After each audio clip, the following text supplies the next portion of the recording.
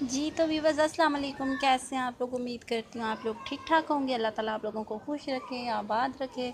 तो व्यूअर्स चलते हैं किचन में। तो हम बनाने जा रहे हैं चिकन पुलाव।